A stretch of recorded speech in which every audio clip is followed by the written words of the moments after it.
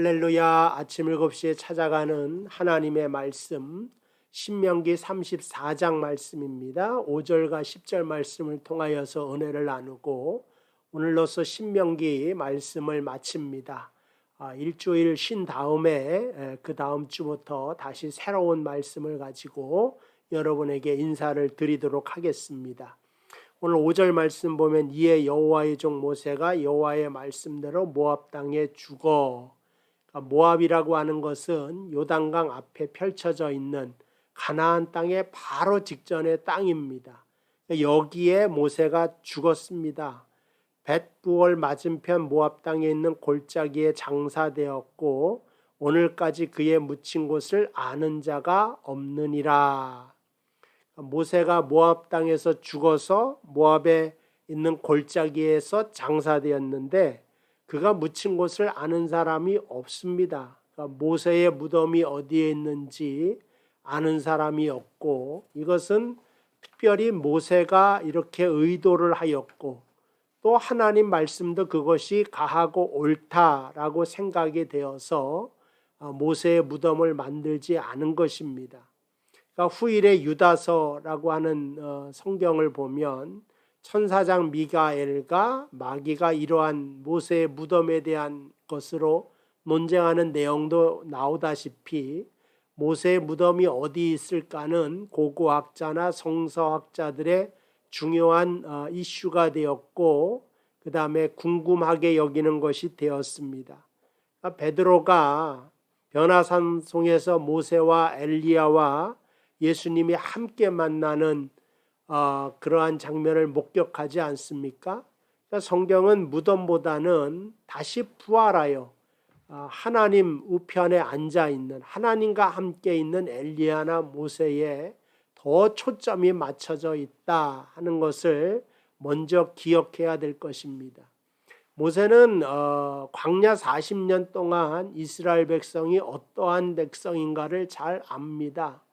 하다못해 송아지를 데려다가 이것이 우리를 애굽 땅에서 건진 여호와로다 이렇게 말하면서 하나님에 대한 불경이요, 그 다음에 하여간 망령스러운 일을 하는, 또 우상도 좋아하는, 그러니까 모세도 마찬가지죠. 자신이 죽게 되었고 무덤이 쌓이게 되었을 때 나는 껍데기요 알맹이는 하나님의 역사인데 이 껍데기뿐이 없는 인간에 대한 지나친 존경이 우상이 되어버리고 하나님을 잃어버리고 모세의 무덤을 더 크게 세우는 것을, 그러한 우상 숭배를 모세가 두려워하고 그 다음에 미연에 방지한 것이 아닌가 하는 그런 생각이 듭니다.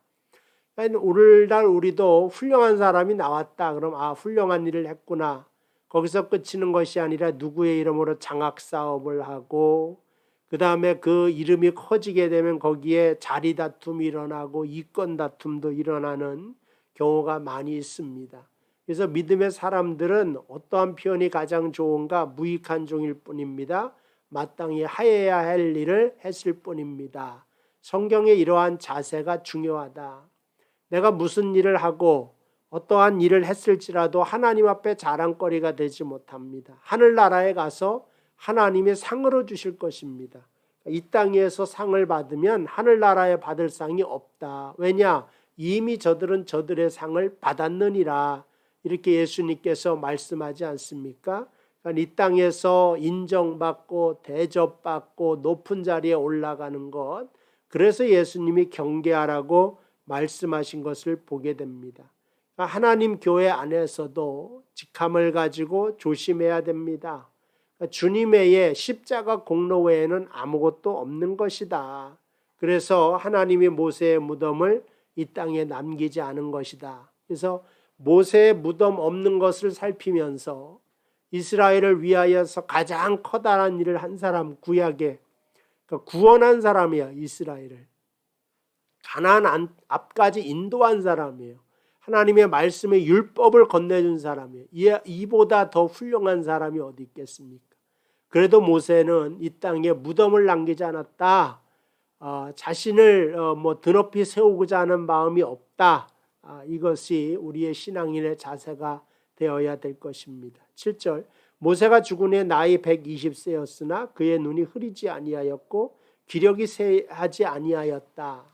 여기에 물론 모세가 육체적으로 건강했다 이러한 것을 표현할 수도 있지만 눈이 흐리지 않았다. 그럼 분별력이 떨어지지 않았다. 성경은 이렇게 말해요.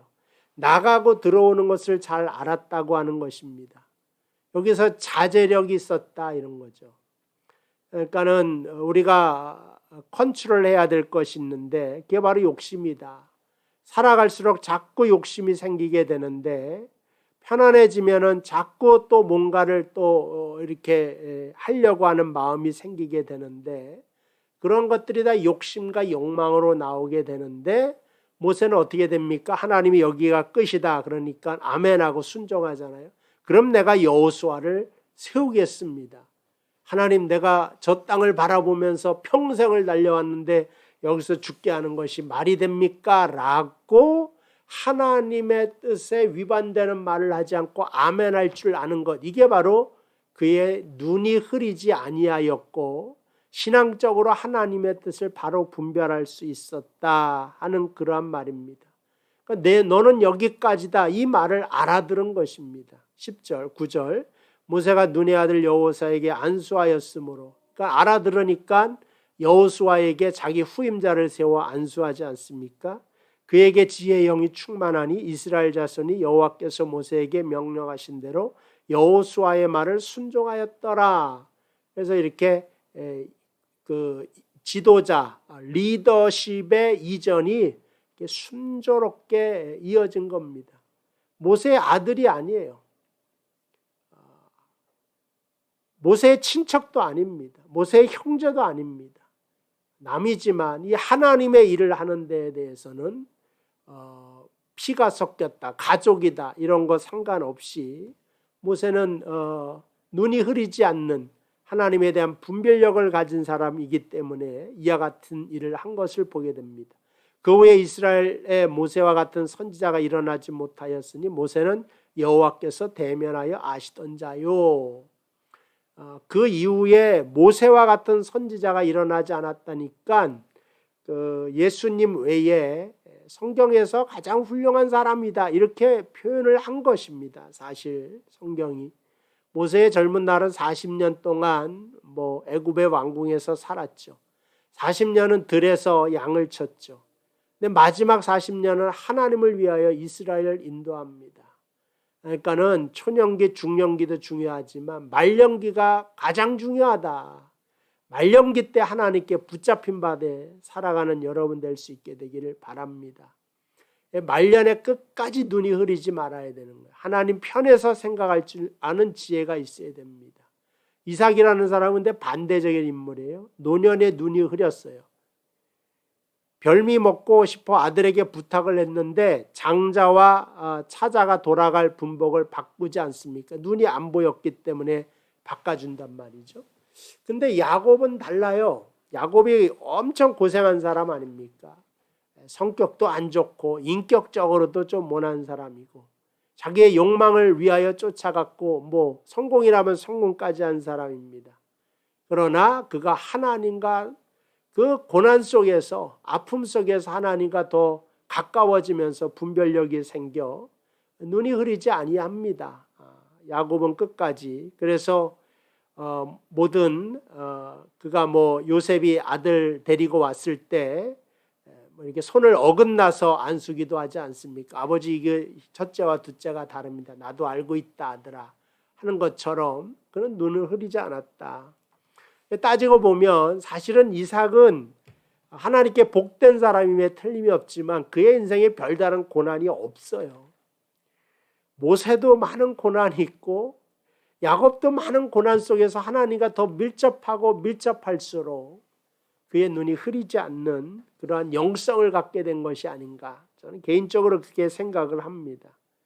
여기서 이제 그 후에도 이스라엘의 모세와 같은 선지자가 일어나지 못하였으니 모세는 여호와께서 대면하여 아시던 자다. 굉장히 중요한데 모세 위에는 없다 그렇게 표현할 것 같지만 히브리서 3장에 보면 그러므로 함께 하늘의 부르심을 받은 거룩한 형제들아, 우리가 믿는 도리의 사도이며 대제사장이신 예수를 깊이 생각하라. 이제 예수를 깊이 생각하라면서 누구랑 비교하냐면 모세랑 비교합니다. 그는 자기를 세우신 이에게 신실하기를 모세가 하나님의 온 집에 한 것과 같이 하셨으니 이는 그는 모세보다 더욱 영광을 받을 만한 것이 마치 집 지은 자가 그 집보다 더욱 존귀한 것 같으니라.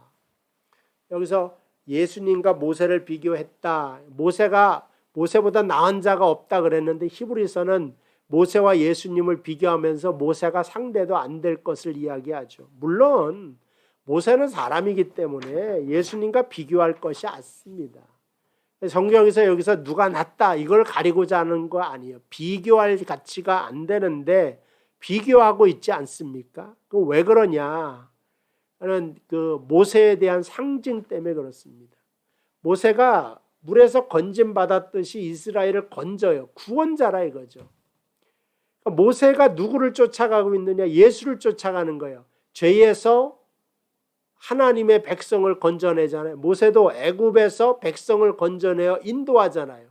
예수님도 우리를 건져내어 세상이라고 하는 광야를 우리 평생을 인도하여 가셔서 어디까지 인도하시는 분이냐? 천국까지 인도하시는 분입니다. 근데 모세는 어떻게 돼요? 가나안 앞에서 죽지 않습니까? 모압 땅에서. 근데 예수님께서는 죽지 않고 무사히 그곳까지 인도하시는 구원자이십니다. 그래서 예수인 거예요. 왜냐하면 오늘 모세가 여호수아에게 안수하여 후계자를 삼아 내가 이 백성을 이끌고 가나안 땅으로 들어가라 이렇게 말하지 않습니까? 그러니까 여호수아라고 하는 것은 히브리 말이죠. 이걸 헬라어로 바꾸면 예수가 되는 것입니다. 그러니까는 여호수아랑 예수랑 같은 의미예요. 구원한다고 하는 같은 의미가 됐는데 이 여호수아가 이스라엘 백성을 이끌고 가나안 땅에 가듯이 예수님께서도 우리를 이끌고 하나님 나라에까지 갈 것을 예언하고, 그래서 모세가 이 구원이라고 하는 큰 뜰에서 예수 그리스도의 구약의 모형이 된 거고 실체가 신약에 와서 우리를 구원하시고 그 다음에 우리에게 생명을 주시는 하늘에서 내려온 산 떡이 되고 포도주가 되시는 것입니다. 그 보혈의 능력으로 오늘 우리가 하나님의 자녀가 되었는데 그 자녀된 여러분들의 삶이 오늘도 승리하는 하루, 축복된 하루 되시기를 주님의 이름으로 축복을 드립니다. 기도하겠습니다. 하나님 아버지 감사합니다. 그동안 신명기서를 통하여 은혜 받게 하시고 우리 사랑하는 성도들 말씀 듣게 하신 것 감사합니다. 아침마다 이 7시 예배를 통하여 7시의 말씀을 통하여 말씀을 들었던 모든 성도에게 복이 있게 하시고 또 다른 말씀으로 우리 성도와 함께 은혜를 나눌 때도 성령께서 늘 함께 계셔서 충만케 하여 주시기를 예수님의 이름으로 기도하옵나이다. 아멘. 감사합니다. 주일날 또 뵙도록 하겠습니다.